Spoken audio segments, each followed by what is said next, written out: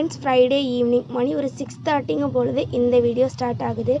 இன்றைக்கி என்ன வீடியோனா ஒரு சிம்பிள் க்ளீனிங் ரொட்டீன் தான். அக்கா நீங்களாம் கோயில் போகலையான்னு நீங்கள் கேட்கலாம். நாங்கள் வந்து இனிமேல் தான் போகணும்.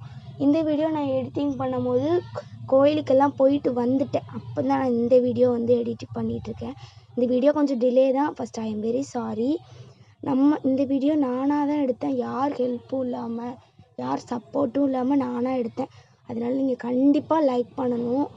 ஸோ ஃபஸ்ட்டு தண்ணியெல்லாம் பிடிச்சி வச்சுட்டு பால்லாம் வாங்கிட்டு தான் ஒரு தூத்து வச்சுட்டு அப்படியே தொளிக்க வந்துட்டேன். உள்ளே கொஞ்சம் சைட் பை சைட் வேலையும் பார்த்துட்டு தான் இருந்தேன்.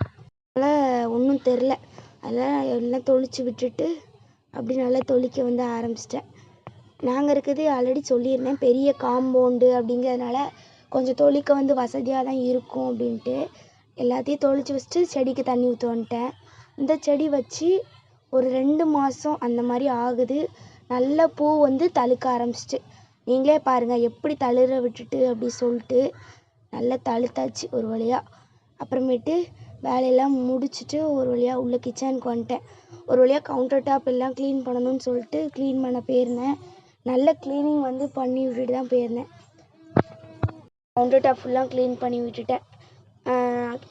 கிச்சன் கவுண்டர் டாப் ஆல்ரெடி மொத்தம் பெட்ரூம் க்ளீன் பண்ணி வீடை வந்து தூத்து வச்சிட்டேன். இருந்தாலும் அடுத்து கிச்சனுக்கு வந்து க்ளீன் பண்ணணும் அப்படின்னு சொல்லிட்டு க்ளீன் பண்ண வந்துட்டேன். பாருங்கள் எந்தளவு க்ளீனாக இருக்குன்னு.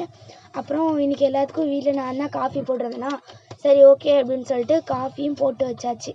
அப்புறமேட்டு நானே காஃபி வந்து குடிச்சிட்டேன். ஒரு வழியாக காஃபி வந்து குடித்ததுக்கப்புறம் தான் ஒரு தலைவலியே அப்படியே எல்லாம் போனது மாதிரி இருந்துச்சு. அப்பா இப்போ தான் ஒரு ஹாப்பியாக இருக்குது ஃபீலே. அப்படியே அடுத்த கிச்சனையும் க்ளீன் பண்ணி விட்டுட்டு இந்த வீடியோ நானாக எடுத்ததுனால கொஞ்சம் அப்படி தான் இருக்கும் கேமரா. நீங்கள் அட்ஜஸ்ட் பண்ணிக்கோங்க. அப்புறமேட்டு பாய் ஃப்ரெண்ட்ஸ், நாளைக்கு இன்னொரு வீடியோவில் பார்க்கலாம்.